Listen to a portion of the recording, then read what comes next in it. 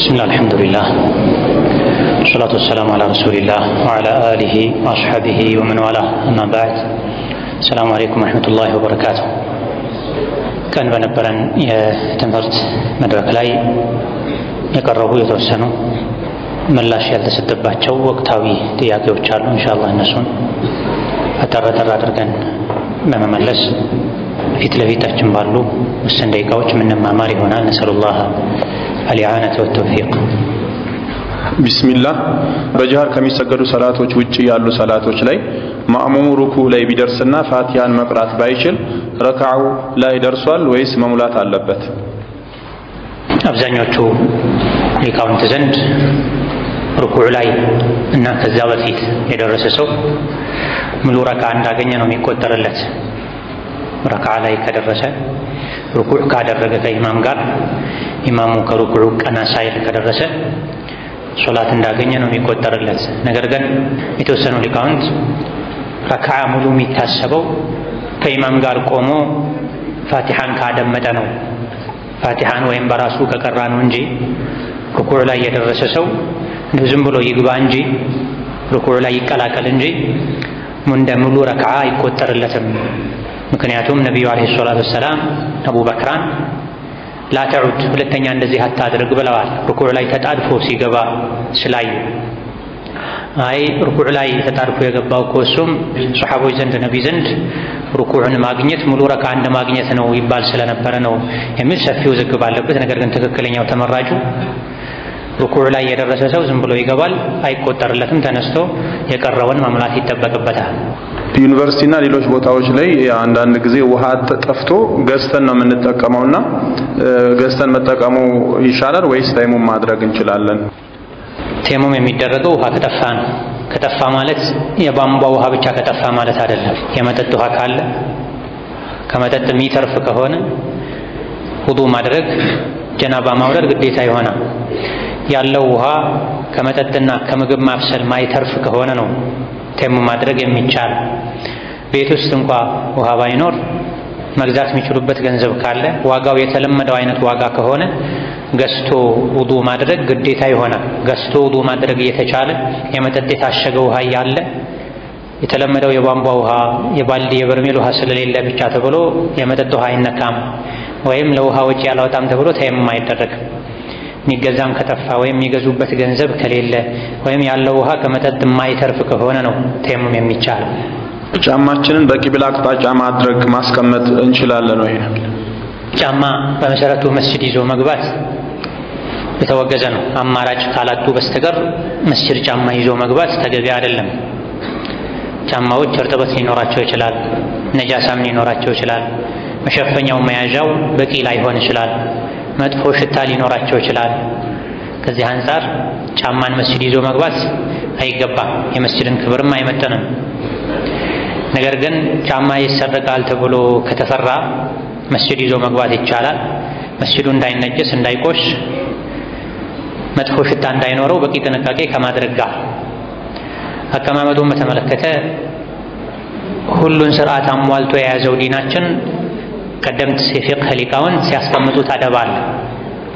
በግራ በኩል ማንም ከሌለ ጫማ ከሰጋጅ በግራ በኩሉ ነው መቀመጥ ያለበት።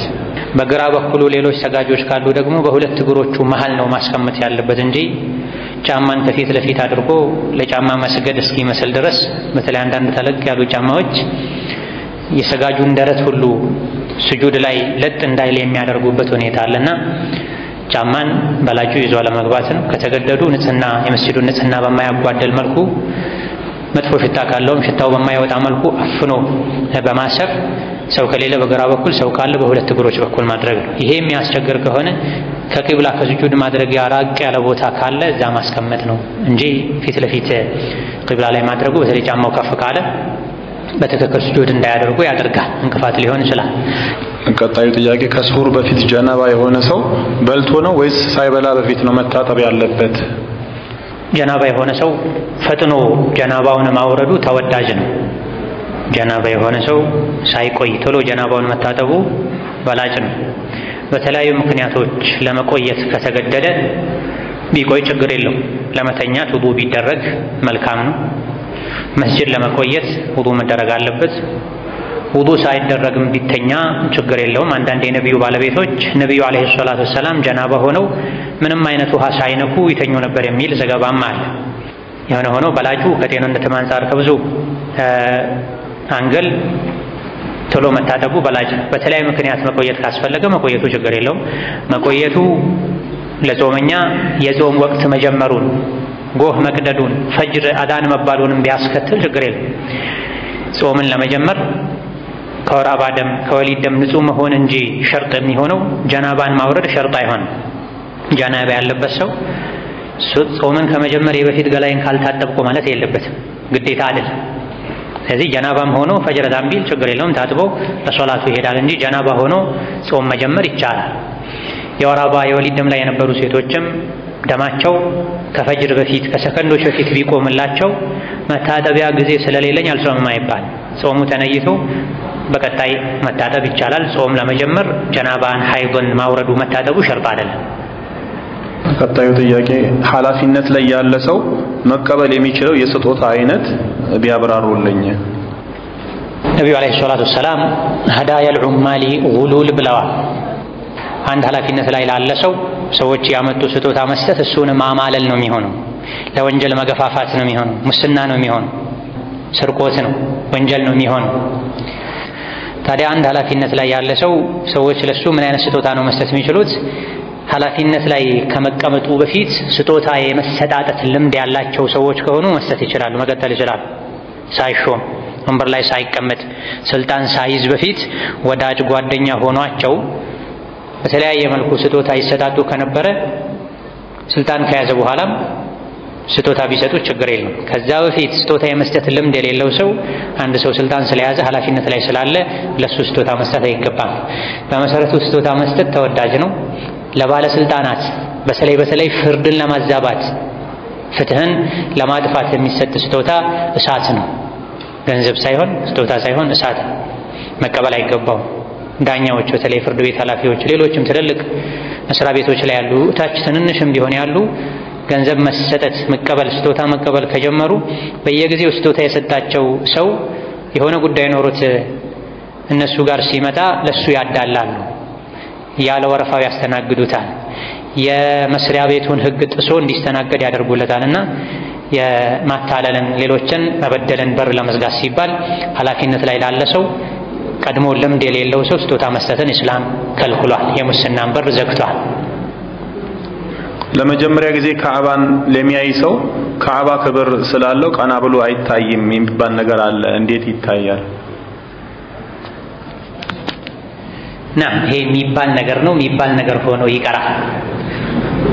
የሚባል ነገር ነው፣ የሚባል ነገር ሆኖ ይቀራል። በቁርአንም በሐዲስም ካዕባን ለመጀመሪያ ስታዩ ፍጥጥ ብላችሁ ቀና ብላችሁ አትዩ አልተባለም። እንደውም በደንብ ማየትህ ነው ልብን የሚያስደስተውና ለመጀመሪያ ጊዜ የሚሆን ለመቶ አንደኛ ጊዜ የሚሆን ካዕባን የማየቱን እድል ያየ ሰው ከመጀመሪያ ጀምሮ ካዕባን ማየት አለበትና ለመጀመሪያ የሚያይ ሰው ካዕባን ቀና ብሎ እንዳያይ የሚል ሐዲስ የለም። ትክክል አይደለም። አንዳንድ ኢማሞች ሶፍ ላይ እግር ይገጣጣም ብለው የሚያስገድዱ አሉ። ይህ እንዴት ይታያል? ሶፍ ላይ ግዴታ የሚሆነው ሶፍን ማስተካከል ነው፣ ወጥ ማድረግ ነው። ወደፊት ወደ ኋላ እንዳይል፣ በጣም ሰፊ ክፍተት እንዳይኖር ማድረግ፣ መጠጋጋት፣ ማሳመር፣ ቀጥ ማድረግ የሶላት አደብ ነው። የሶፍ ግዴታ ነው። እግር ለእግር መገጣጠሙ ሱና ነው። ራጂሁ ግዴታ ነው ያሉ አሉ። በላጩም ያ ነው። ሰዎች ተቀራርበው እግራቸውን አነካክተው መቆሙ በላጭ ነው። ነገር ግን መነካካቱ ሰዎችን ማስበርገግ፣ እንዲዘገንናቸው ማድረግ፣ አንዱ ያንዱ እግር ላይ እንዲቆም ማድረግ፣ እንዲጨናነቁ ማድረግን የሚያስከትል መሆን የለበትም። የሶላት ኹሹዕን ያሳጣልና ተጠጋግቶ በመጠኑ ተነካክቶ መቆሙ በላጭን ተወዳጅ ነው። የግድ ግን ካልተነካካ ወንጀለኛ ነህና ተብሎ ነገሩን ከበድ ማድረጉ ተገቢ አይደለም። ኺላፍ አለበት። ኢብኑ ሐጀር ሌሎችም እንደሚሉት ተጠጋጉን የተባለው እንደዚሁ ደግሞ እግር ለእግር ግጠሙ በተባለበት ሐዲስ ጉልበትም ግጠሙ ተብሏል፣ ትከሻቸውንም ግጠሙ ተብሏል። የማን ትከሻ ከማን ትከሻ ጋር ይገጣጠማል? የማን ጉልበት ከማን ጉልበት ጋር ይገጣጠማል? ስለዚህ የግድ ምን አሉ ኢብኑ ሐጀር አጠጋጉ ማለት ነው የተፈለገበት አሉ። አነካኩ ሳይሆን አጠጋጉ ማለት ነው የተፈለገበት። አነካኩ ቢሆን አንድ ረጅም ሰው ጉልበቱ ከሌላ ሰው አጭር ጉልበት ጋር ሊገጣጠም አይችልም። እንዴት አድርጎ ያገጣጥምት? የረዘመው ይውረድ ወይስ የወረደው ያጠረው ይውጣ? ያን ለመተግበር የተፈለገው በዛሂሩ ቢሆን ይሄ ነው የሚሆን። ትከሻ ከተከሻ መገጣጥሙ ይላል ሐዲሱ። የሁሉም ሰው ትከሻ እኩል አይደለም። ምን ማለት የተፈለገው?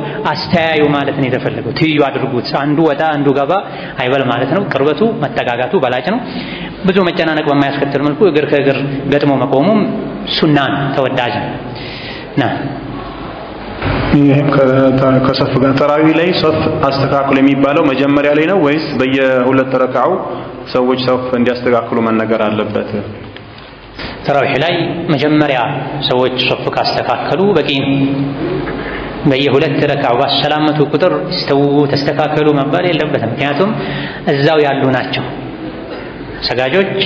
በየሁለት ተስሊሙ እዛው ቦታቸው ላይ የሚሆኑ ናቸው። አንዳንድ ሰው ቢወጣ ሌላ ሰው ቢተካ እንጂ እንደ አዲስ ሰዎች ከውጭ የሚገቡበት ተበታትነው የሚቀመጡበት ሁኔታ ስለሌለ ባሰላመቱ ቁጥር አዲስ ተስሊም ከመጀመሩ በፊት እስተው መባል ሶፍ አስተካክሉ መባል አለበት ማለት አይደለም። ምናልባት ኢማሙ ዞር ብሎ ሲያይ የተበላሸ ሶፍ ካየ ሶፍን አስተካክሉ ማለት ይችላል። ሱሁር ላይ የፈጅር አዛን እስኪያልቅ ድረስ መብላት መጠጣት ይቻላል ወይ? በተለይ አረቦች ዘንድ ኢብኑ ባዝ ብለዋል በማለት ይህን የሚተባበሩ አሉ። እንዴት ይታያል? ቢያብራሩልኝ። አላህ ተባረከ ወተዓላ ወተከበረው ቃሉ ወኩሉ ወሽረቡ ሐታ የተበየነ ለኩሙል ኸይጡል አብየዱ ሚነል ኸይጢል አስወዲ ሚነል ፈጅር ብለዋል። ይሄ ቁርአን። ሐዲስ ላይ ደግሞ ነቢዩ ዓለይሂ ሰላቱ ወሰላም ኢነ ቢላለን ዩአዚኑ ቢለይል ወኩሉ ወሽረቡ ሐታ ዩአዚነ ኢብኑ ኡሚ መክቱሚን ብለዋል ዓለይሂ ሰላቱ ወሰላም። ነጩ ገመድ ከጥቁሩ ገመድ እስኪለይ ድረስ ብሉ ተብሏል። ያኔ እስኪነጋ ድረስ ለማለት ነው። ጎህ እስኪቀድ ድረስ ለማለት ነው። ይሄ ቁርአን አዛን እስኪሰሙ ድረስ ብሉ ያለ ነው ቁርአን። ሐዲስ ላይ ደግሞ ነቢዩ ዓለይሂ ሰላቱ ወሰላም ቢላል ለሊት ላይ ነው አዛን የሚለው ተዘጋጁ ለማለት።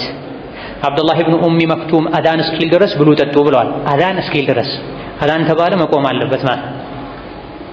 እንደውም መጎማመጫ፣ ውሃ መጠጫ የተወሰኑ ደቂቃዎች መኖር አለባቸው። አዛን እስኪል ድረስ ብላ ማለት ልክ አዛን ስትሰማ ደግሞ መብላቱን አቁመህ አልሐምዱሊላህ ብለህ ውሃ ጠጣ ማለት አይደለም የተፈለገበት። የሱሑር ስነ ስርዓታችሁ አዛን ላይ ያብቃ ማለት ነው። ያ ደግሞ ያንተ ስራ ነው። ምን ጊዜ ነው አዛን የሚለው?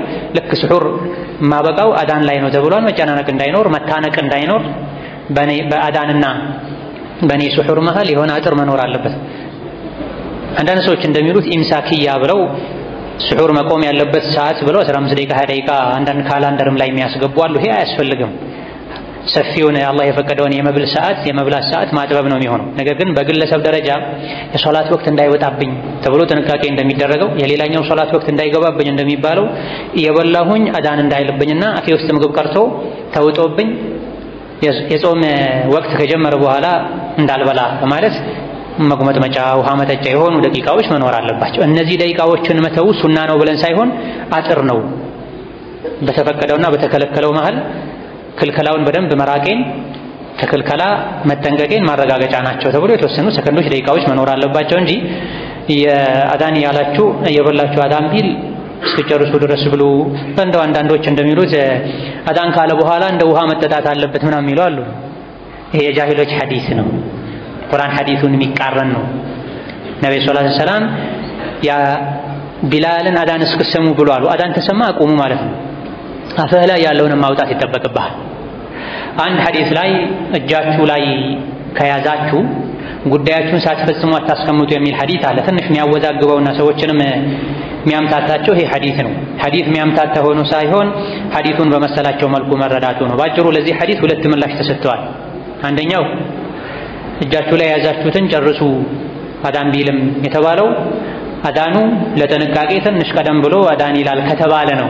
ሙእዚኑ ወቅቱን ጠብቆ አዳን አይልም ካለ ነው። ሰዓቱን ወቅቱን ጠብቆ አዳን እንደሚል እያወቅ ቁርአኑ ሐታ የተበየነ ለኩሙል ኸይጡል አስወዱ ሚነል ኸይጢል አብየድ ከማለቱ ጋር ነብዩ ሰለላሁ ዐለይሂ ወሰለም ኢነ ቢላለን ዩአዚኑ ቢለይል ወኩሉ ወሽረቡ ሐታ ዩአዚነ ኢብኑ ኡሚ መክቱም ከማለታቸው ጋር አዳን በሰዓቱ መውጣቱን ያወቅ ዝም ብለህ ብላ ማለት አይደለም። ስለዚህ አንደኛው የሐዲሱ ተውጂህ ደው ቀደም ተብሎ ሙእዚኑ ለጥንቃቄ ቀደም ብሎ አዳን ብሎ ነው ወቅቱ አልገባም የሚል እምነት ካለ የያዝካትን ጨርስ ማለት ነው። የተወሰኑ ሊቃውንት አዲስ ማንሳት አይቻልም፣ እጅህ ላይ የነበረችውን ብቻ መብላትን ገራገር የሆነው ዲናችን ረሕመት የሆነው ገራገር የሆነው ዲናችን በዚህ ጠባብ ሁኔታ ላይ ፈቅዷል። ለማን እጁ ላይ የሆነች መጠጥ ነበረች፣ አፉ ላይ አድርጓት ነበር። አዛን አለበት። እቺ ሩኽሳ ናት፣ ተለይታ የወጣች ሩኽሳ ናት። ዲን እስላም ደግሞ የሩኽሳ ዲን ነው፣ ገራገር የሆነ ዲን ነው። ሶላቱም ላይ ብናይ፣ ሐጁም ላይ ብናይ፣ ጾሙም ላይ ብናይ፣ ዘካም ላይ ብናይ አርሶ አደሮችን የእህልን ዘካ የሚለኩ የሚገምቱ ሰዎችን ልከው 1/3ኛውን ተውላቸው 1/4ኛውን ተውላቸው ነው። የዘካውን ንብረትም ሁሉን አትወሰዱበት ከባለ ሀብቱ ብለዋል። ይሄ ዘካ ላይ ተይሲርን ተርኺሱን የሚያሳይ ነው። ጾምም ላይ እዚህ ጋር በመሰረቱ አዛን ከተሰማ አይበላም። በግለሰብ ደረጃ ግን አልፎ አልፎ ነው ሊገጥም የሚችለው። አርፍዶ ተነስቶ ሊሆን ይችላል። ገና ነው ሰዓት ብሎ ይበላ ሳለ አዛን አለበት። የጠጣ ሳለ የጠጣትን የያዛትን ይጠጣ፣ ሌላ ግን አይጨምራም። አንድ ልድገም ይጠማኛል ቢል አይሆንም። ይሄም ቢሆን ሁሉም ይስማሙበት አይደለም። አብዛኞቹ የፊተኛውን ነው የሚሉት። ሙአዚኑ በሰዓቱ አዛን አላለም፣ ሰዓት አለው ለጥንቃቄ ነው ብሎ እርግጠኛ ከሆነ ነው የተባለውና እንደዚህ አይነት አሻሚዎችን ይዘን ግልጹን ልንተው አይገባንም። ግልጹ አዛን እስኪሰማ ድረስ ብሎ ተብሏል። አዛን ተሰማ አቁም፣ መፍህም ላይ ያለውን ትፋ ማውጣቸው። ይሄ አይነቱ ሩጫና መጨናነቅ እንዳይመጣ በአዛንና በስሑር መሃል የሆኑ ደቂቃዎች መኖር አለባቸው ለጥንቃቄ። አላሁ ተዓላ። አሰላሙ አለይኩም ወራህመቱላሂ ወበረካቱ። አንድ በዳይ ከበደሉም ጋር ለተበዳይ አውፍን መባባልን ባይጠይቅ ተበዳይ አውፍታን ጠይቆ መልስ ከበዳይ በኩል ካላገኘ የተበዳይ ኢባዳ ላይ አላህ ዘንድ ተቀባይነቱ እንዴት ነው? ይሄ በየጊዜው የሚነሳ ጥያቄ ነው። ሐቂቃ ብዙ ሰዎች ሰውን ይበድላሉ። የተበደለው አካል ይቅርታ ጠይቋቸውም ዝም ይላሉ። የድሮ ኩርፊያቸው ላይ ይቀጥላሉ። መሆን የነበረበት በዳይ ነበር ይቅርታ መጠየቅ ያለበት። በዳይ አልጠየቅም፣ ተበዳይ ጠየቀ። በዳይ ይቅርታውንም አልተቀበለም። አጥፍቶም በድሎም ሳለ ተበዳዩ ቅን ሆኖ ሙእሚን ሆኖ ራሱን ዝቅ አድርጎ ይቅርታ ሲጠይቀውም በዳይ ካልተመለሰ ተበዳይ በሱ በኩል ኢባዳው በሩ ክፍት ነው። በዳይ ነው የሱ በር ዝግ ይሆንበታል። ምክንያቱም ተበዳይ ስሜቱን ዝቅ አድርጎ እሱ ይቅርታ ሊጠየቅ የሚገባው ከመሆኑ ጋር ራሱን ዝቅ አድርጎ ይቅርታ ጠይቋል። በሱ በኩል ያለውን ግዴታ ተወጥቷል። ይቅርታ አልቀበልም ያለው አካል ነው የሚጠየቀው። የሀጅር ሐዲስ ላይ ነብዩ ምን ብለዋል? ከተኮራረፉት ውስጥ ከ3 ቀን በላይ ሙስሊምን ማክረፍ አይገባውም። ቀድሞ ከተኮራረፉት ሰላምታ ያቀረበው በላጭ ማለት እሱ ነው ብለዋል አለይሂ ሰላቱ ወሰላም። ምርጥ ሰው ማለት ቀድሞ ኩርፊያውን የሰበረው ሰው ነው ብለዋል። ወከዛሊክ ኩርፊያውን ያስወገደው አካል ሰላም አለይኩም ሲል ሌላኛው ወአለይኩም ሰላም ካላለ መላኢካ ይመልስለታል ተብሏል። እሱ ከአላህ ታርቋል ማለት ነው። ይቅርታ ሰላም ያወረደው ይቅርታ የጠየቀው አካል ሌላኛው ወገን ባይቀበል እሱ ነው የሚጠየቅበት። ይቅርታ የጠየቀው አካል ውስጡ ንጹህ ያደረገው አካል የሱ የዒባዳ በር ክፍት ይሆናል። ይቅርታ ሲጠየቅ ይቅርታ የማይቀበል ሰው ሐቂቃ ሰውነት ሰብአዊነት የሚያንሰው ሰው ያውም እሱ በዳይ ሆኖ ይቅርታ ተጠይቆ የማይበርድለት ሰው ይቅር ማይለ ሰው አላህም ይቅር አይለውም እንዲህ አይነቱን ሰው። አላ ተሕቡና አን የግፊረ አላሁ ለኩም ፈዕፉ ወስፉሕ ይቅር በሉ አላህ እንዲምራችሁ ተብሏል። እኛ ስንት ጥፋቶች ያለብን ሰዎች ነን። ሰው ይቅርታ ሲለን ይቅርታ ልንቀበል ይገባን። ኩርፊያ ከ3 ቀን ማለፍ የለበትም፣ ሐራም። ጭራሽ ዓመት ከደረሰ ሰው እንደ መግደል ነው። አቡ ዳውድ ኢማም አሕመድ የዘገቡት ሐዲስ እንዳለው አንድ ሰው ወንድሙን ሙስሊምን ዓመት ሙሉ ያኮረፈ እንደሆነ እንደገደለው ይቆጠራል ብሏል ነብዩ ሰለላሁ ዐለይሂ ወሰለም። በዘመናችን ኩርፊያ በዝቷል። ለስሜት ለራስ መበቀል ራስን ማምለክ በዝቷል።